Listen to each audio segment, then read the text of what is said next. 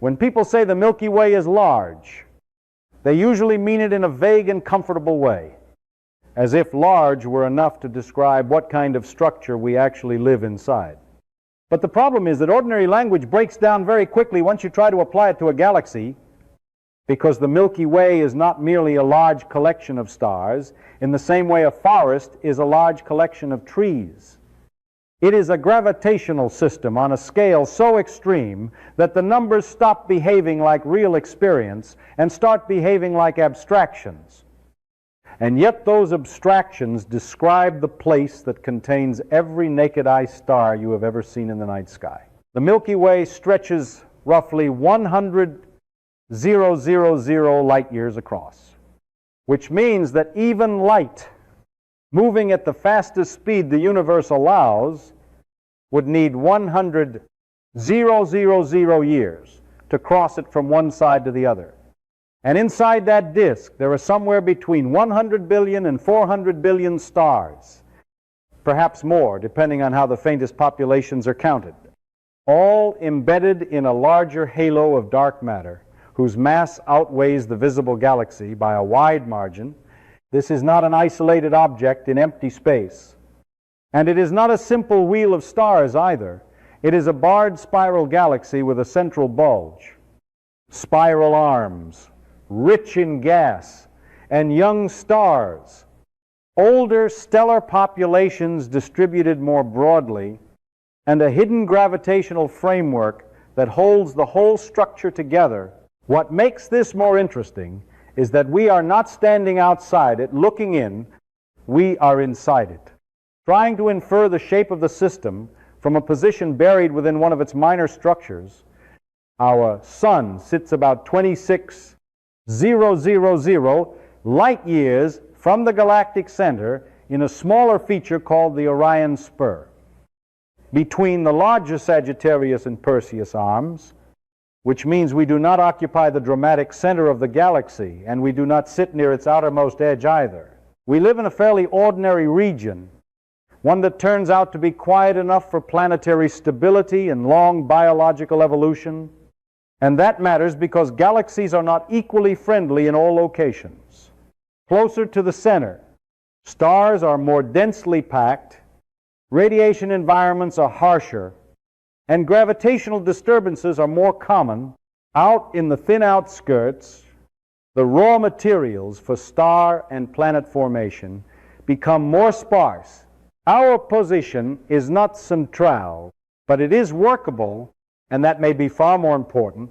The Milky Way also deserves to be called exceptional in a statistical sense, which is something people often miss. When you hear about galaxies, the imagination tends to jump toward the most spectacular giants, the monstrous ellipticals and oversized spirals that dominate astronomy images and popular science headlines.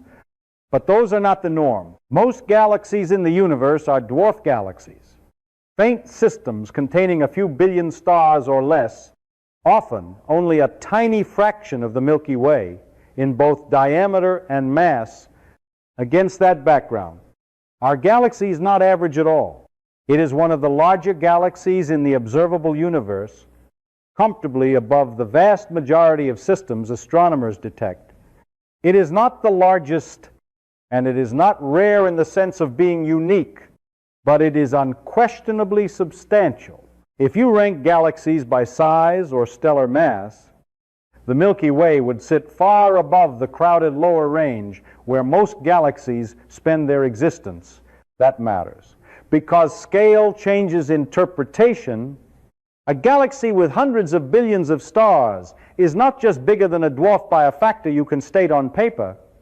It has a different history, a different gravitational influence, a different ability to retain gas, build structure, and support long-term star formation.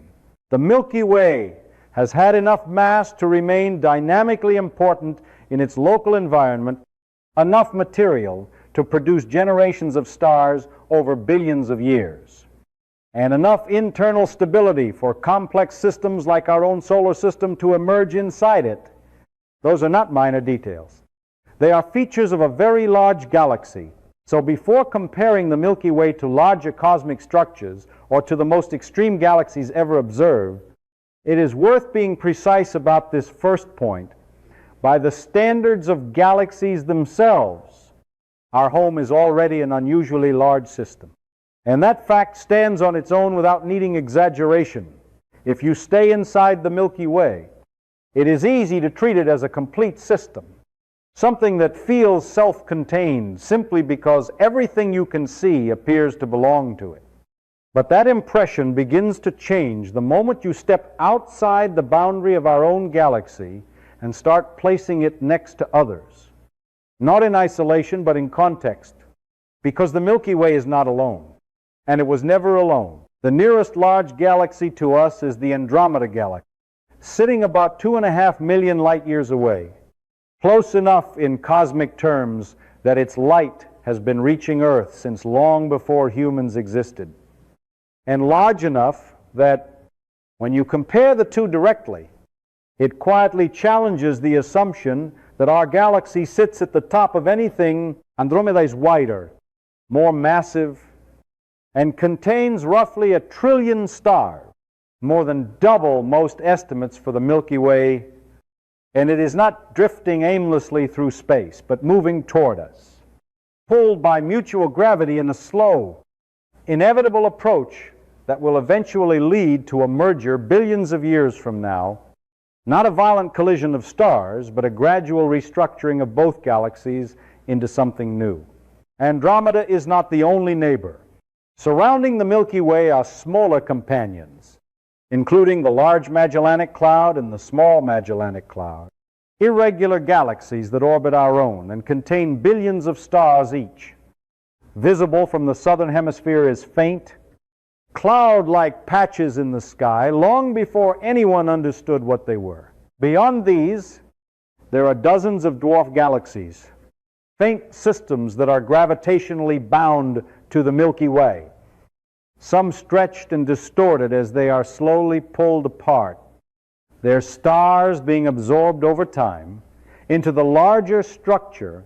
When you take all of these together, the Milky Way, Andromeda, Triangulum, and roughly 50 smaller galaxies, you get what astronomers call the local group, a region of space about 10 million light years across that functions as our immediate cosmic neighborhood.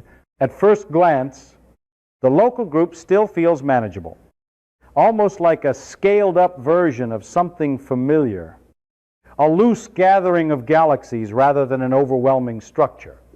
And within it, the Milky Way does not disappear into insignificance. It remains one of the dominant members, second only to Andromeda in size and mass, which might suggest that our earlier sense of scale still holds, that we are living inside something large and relatively important, but the shift begins not by removing that status entirely, but by reframing it.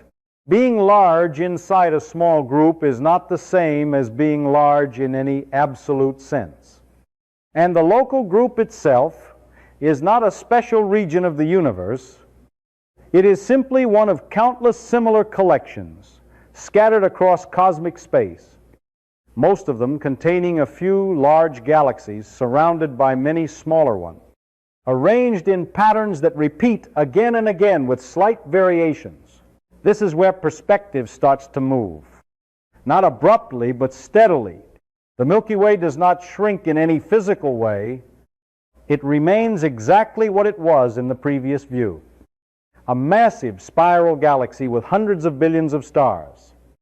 But its position changes the moment you place it alongside something like Andromeda and then embed both of them within a broader system. That is itself just one example among many. What once felt like a central structure begins to look more like a member, still significant within its immediate surroundings, but no longer defining the scale of those surroundings. The local group does not revolve around the Milky Way, and it does not need to, because the structure exists independently of any single galaxy within it.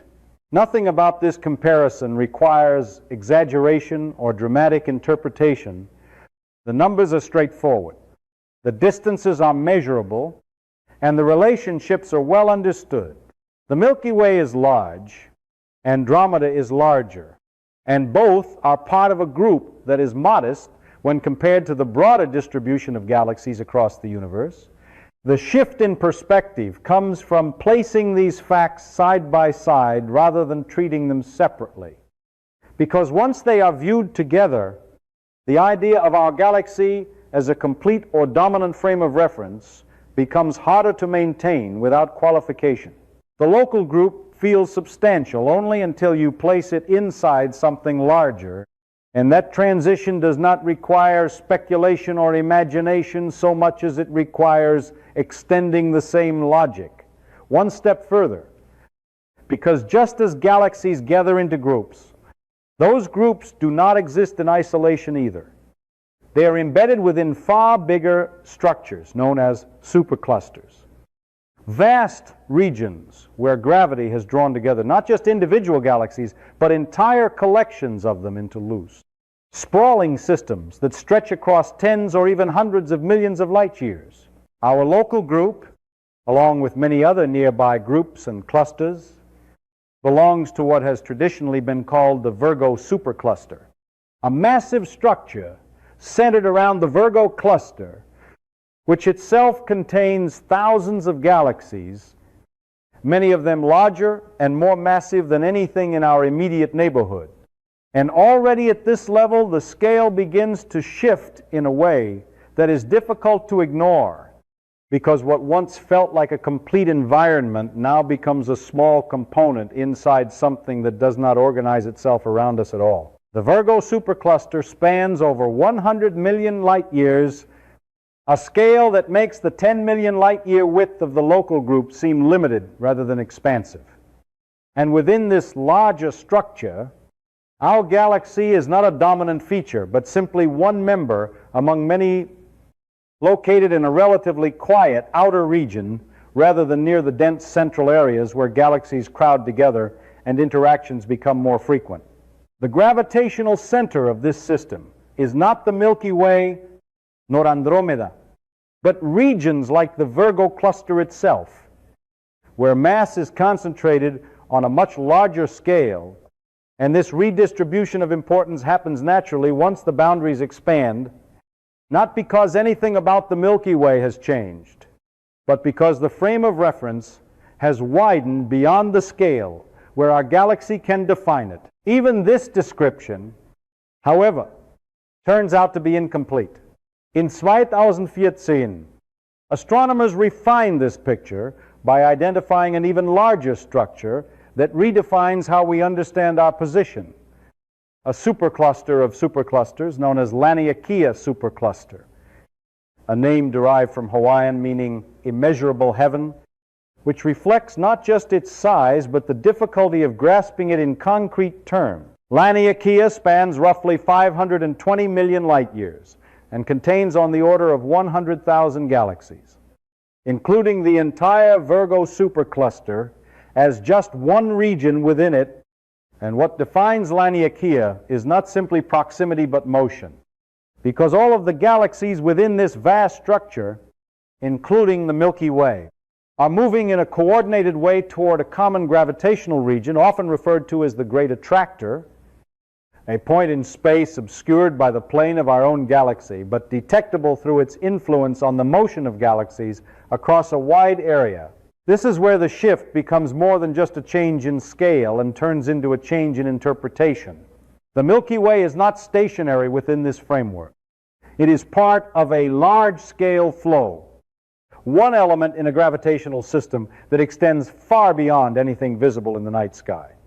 And the idea of our galaxy as a central or defining structure becomes increasingly difficult to maintain, not because it lacks size or complexity, but because it is embedded within patterns that operate independently of it. The local group moves. The Virgo supercluster participates in that motion, and Laniakea itself is part of an even broader distribution of matter, suggesting that structure in the universe is layered in a way that consistently removes any single galaxy from a position of dominance once the boundaries are expanded. At this scale, comparisons begin to lose their intuitive meaning. Distances measured in hundreds of millions of light years do not translate into visual images easily. And the relationships between structures are understood more through mapping in motion than through direct observation. The Milky Way remains what it was, a large spiral galaxy with hundreds of billions of stars, but its role within these larger systems is defined by inclusion rather than influence. It belongs to the local group, which belongs to the Virgo supercluster, which belongs to Laniakea, and each step outward reduces the extent to which our galaxy can be treated as a reference point for anything beyond its immediate surrounding. Nothing in this process diminishes the physical reality of the Milky Way itself, but it does change how its importance is framed, because once it is placed within structures that extend hundreds of millions of light years and contain tens of thousands of galaxies, it becomes clear that its scale, while large in isolation, is not sufficient to anchor the hierarchy it exists within. Even structures as large as Laniakea do not exist in isolation. And the moment you extend the same line of reasoning outward again, the pattern begins to reveal itself in a way that is less about individual objects and more about the architecture that connects them. Because when astronomers map the positions of galaxies across vast distances, they do not find a uniform distribution nor a random scattering, but something far more organized, a network of filaments, clusters, and empty regions that together form what is known as the cosmic web, a structure so large that it cannot be understood by looking at any single part of it, only by stepping back far enough to see how everything fits together. In this framework, galaxies are not the primary units of structure in the way we might first imagine. They are more like nodes, embedded within a larger system defined primarily by dark matter, an invisible component that does not emit or absorb light, but whose gravitational influence shapes the distribution of everything else. The visible matter, the stars, gas, and dust that make up galaxies like the Milky Way, collects along these dark matter filaments, tracing out a pattern that extends across hundreds of millions and even billions of light years, forming long chains and walls of galaxies separated by vast voids where very little matter exists at all. These voids are not small gaps. They are enormous regions, sometimes hundreds of millions or even billions of light years across, where the density of galaxies drops dramatically, creating a contrast between dense filaments and nearly empty expanses that defines the large-scale structure of the universe. One of the most striking examples of this structure is the Sloan Great Wall, a massive sheet of galaxies stretching over 1 billion light years across, containing tens of thousands of galaxies arranged in a relatively thin but extraordinarily extended formation. And even this is not the largest known structure, because beyond it lies the Hercules Corona Borealis Great Wall, an immense filament of galaxy clusters spanning on the order of 10 billion light years, a scale so extreme that it approaches the size of the observable universe itself and challenges the limits of our current models of cosmic evolution. These structures are not isolated anomalies, but part of a broader pattern, one that emerges naturally from the way matter has evolved under gravity since the early universe, where tiny fluctuations in density grew over billions of years into the vast network we observe today. The observable universe, the region of space from which light has had time to reach us since the beginning of cosmic expansion, spans roughly 93 billion light years in diameter, a figure that already exceeds intuitive expectations given the universe's age of about 8 billion years, because space itself has been expanding, stretching the distances between galaxies as light travels through it. Within this observable volume, astronomers estimate there are on the order of 2 trillion galaxies, each embedded within the cosmic web, each participating in this larger structure, whether or not it is immediately apparent from a local perspective. The Milky Way, along with the local group, the Virgo supercluster, and Laniakea, occupies a small region within this network, located along one of its filaments, connected gravitationally to other systems, but not in any way defining the structure as a whole. At this level, the idea of centrality becomes difficult to apply in any meaningful sense. The cosmic web has no center in the way smaller systems do, no single point from which everything radiates, and no preferred location that could reasonably be described as more fundamental than another. Instead, it is a distributed structure shaped by the underlying distribution of dark matter and the expansion of space, where local groupings emerge naturally but do not extend their influence across the entire system.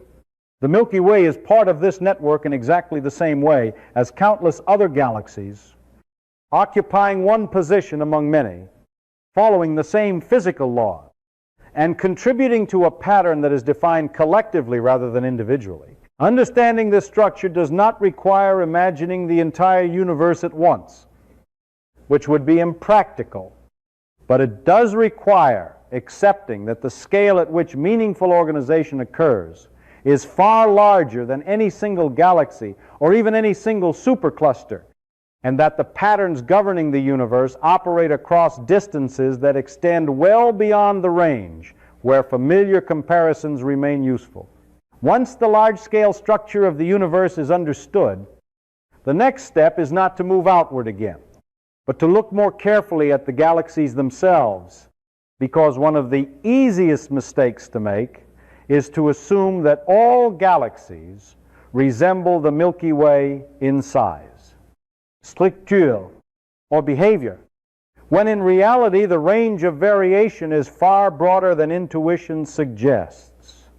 And it is only by placing our galaxy within that full range that its true position becomes clear.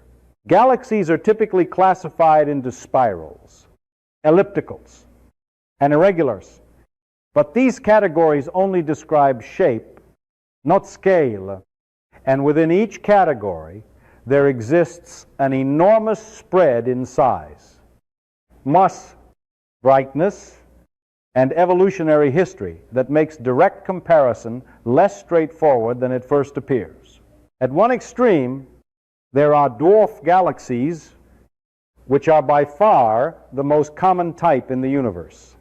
Small systems containing anywhere from a few million to a few billion stars, often only a few thousand light years across, faint and difficult to observe unless they are relatively close, and yet numerous enough that they dominate galaxy counts in almost every survey. These dwarfs are not merely smaller versions of larger galaxies. They are often structurally simpler, more easily disrupted, and in many cases they exist as satellites orbiting larger systems, including the Milky Way itself, which is surrounded by dozens of such companions, some of them in the process of being gradually absorbed through tidal interactions. Against this background, the Milky Way stands out immediately, not because it is unusual in form, but because it is large in a statistical sense, containing hundreds of billions of stars and spanning about 100,000 light years, placing it well above the majority of galaxies in both mass and size. At the other extreme, however, are the giant and supergiant galaxies, systems that push the upper limits of what galaxy formation can produce, including massive ellipticals like IC 1101, which extends several million light years across and contains on the order of 100 trillion stars, far exceeding the Milky Way in both physical size and stellar population. And cluster-dominant Galaxiesuches Messier 87, whose mass, including its dark matter halo, outweighs our galaxy by a substantial margin, and whose central black hole alone contains billions of solar masses, orders of magnitude larger than the black hole at the center of the Milky Way. These systems are not representative of typical galaxies, but they demonstrate the upper bound of galactic growth, often having formed through repeated mergers and accretion over billions of years in dense cluster environments where interactions are frequent and sustained. Between these extremes lies a wide spectrum of intermediate systems, including spiral galaxies larger than the Milky Way, such as low-surface brightness giants that spread their stars across vast areas, as well as smaller spirals and irregular galaxies with varying levels of star formation activity and structural coherence. The Milky Way fits within this middle to upper range, not at the absolute top, but clearly above average, a large spiral galaxy that has maintained a steady rate of star formation, avoided major disruptive events in recent cosmic time, and retained enough gas to continue evolving in a relatively stable manner. This stability is not a trivial feature, because many of the most extreme galaxies are also the most chaotic, with intense bursts of star formation, active galactic nuclei, and environments that are far less conducive to the long-term development of planetary systems like our own. What emerges from this comparison is not a simple ranking, but a distribution where the Milky Way occupies a position that is simultaneously unremarkable in type and notable in scale, a galaxy that does not exhibit the extreme properties of the largest ellipticals or the smallest dwarfs, but instead sits in a region of parameter space that is both common enough to be understood and large enough to stand out statistically. If one were to select galaxies at random from across the observable universe, the majority would be smaller than the Milky Way, many by large factors, while only a small fraction would exceed it in size or mass, and an even smaller fraction would do so dramatically. This duality is important because it prevents a misleading conclusion in either direction. The Milky Way is not among the largest galaxies ever observed, and it is clearly surpassed by systems that dominate cluster centers. But it is also not a typical galaxy in the sense of representing the median of the distribution, which is skewed heavily toward much smaller systems. Its true rank is therefore relative, defined not by a single comparison, but by its position within a broad spectrum that includes both far smaller and far larger galaxies, each shaped by different formation histories and environmental conditions. Understanding the Milky Way as it exists today requires stepping back into a much earlier phase of the universe, because galaxies are not static structures that appeared fully formed. They are the result of a long process that began shortly after the Big Bang, when matter was distributed almost uniformly with only tiny variations in density, fluctuations so small that they would have been invisible without precise measurement. And yet over billions of years, those slight differences were amplified by gravity, drawing matter inward to form the first small concentrations of dark matter and gas, structures that would eventually become the seeds of galaxies. The earliest galaxies were not large systems like the Milky Way, but small, irregular collections of stars forming within dark matter halos, merging repeatedly as gravity pulled them together, gradually building more massive and complex systems through a process that never truly stops, only slows as the universe expands and distances between structures increase. The Milky Way formed through this accumulation, not in a single event, but through a sequence of mergers and accretion episodes that assembled its mass over more than 10 billion years. And this history is still visible today in the distribution and composition of its stars, because different populations carry chemical signatures that reflect the environments in which they formed, allowing astronomers to trace back the origins of various stellar groups to smaller galaxies that were absorbed long ago. This process continues even now, albeit at a reduced pace, as dwarf galaxies orbiting the Milky Way are gradually disrupted and incorporated into its halo. Their stars stretched into streams that wrap around the galaxy and slowly disperse.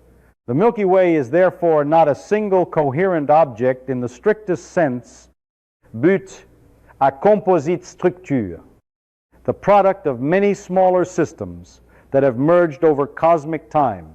At the same time, the Milky Way is not stationary within the larger structures described earlier. It is moving through space as part of the local group, influenced by the gravitational pull of nearby galaxies and the broader motion of the Laniakea supercluster toward the region known as the Great Attractor, a flow that reflects the distribution of mass on scales far larger than any individual galaxy. This motion is not directly perceptible in everyday terms, but it is measurable. With our galaxy traveling at hundreds of kilometers per second relative to the cosmic microwave background, indicating that even on large scales, galaxies are not fixed points, but participants in ongoing dynamical processes that connect them to structures far beyond their immediate surroundings. Looking forward, the most significant event in the Milky Way's future is its interaction with the Andromeda Galaxy, which is approaching at a speed of roughly 100 kilometers per second and is expected to merge with our galaxy in about 4 to 5 billion years. This encounter will not resemble a collision in the everyday sense, because the distances between stars are so large that direct stellar impacts will be rare. But the gravitational interaction will profoundly reshape both galaxies, distorting their spiral structures, redistributing their stars, and eventually forming a single, larger elliptical galaxy. Simulations suggest that this process will take several billion years to complete, during which the two galaxies will pass through each other multiple times before settling into a stable configuration. Likely containing on the order of 1.5 trillion stars. Beyond this merger, the long-term future of the Milky Way is tied to the expansion of the universe, which is accelerating due to dark energy. As space continues to expand, distant galaxies will recede beyond the observable horizon, their light no longer able to reach us. And over tens of billions of years, the visible universe from within the merged Milky Way Andromeda system will become increasingly empty, with only the remnants of the local group remaining gravitationally bound. This isolation is not a temporary condition, but a consequence of cosmic expansion, effectively separating structures that are not strongly bound by gravity and leaving behind islands of matter surrounded by vast, unobservable regions. None of these processes alter the current state of the Milky Way in any immediate sense, but they define its trajectory within a universe that is constantly evolving, where formation, motion, and eventual transformation are not exceptional events, but fundamental aspects of how structure develops over time. Once the scale of the universe is laid out in full, from galaxies to superclusters to the cosmic web and beyond, the question that remains is not about structure, but about significance, because it is one thing to understand that the Milky Way is only one galaxy among roughly 2 trillion in the observable universe, and another to ask what that implies for life, for consciousness, and for the presence of observers capable of recognizing that scale in the first place. The numbers alone suggest that the conditions for life should not be unique, given that there are hundreds of billions of stars in our galaxy, and likely far more planets than stars, and that this pattern repeats across an enormous number of galaxies. But the absence of clear evidence for other intelligent civilizations, often framed as the Fermi paradox, introduces a tension between statistical expectation and observational reality that has not yet been resolved. One possible explanation is that life itself, while chemically plausible, may be rare in practice, requiring a combination of conditions that are not easily met, such as long-term environmental stability, the presence of heavy elements, and protection from catastrophic events like nearby supernovae or intense radiation from active galactic nuclei.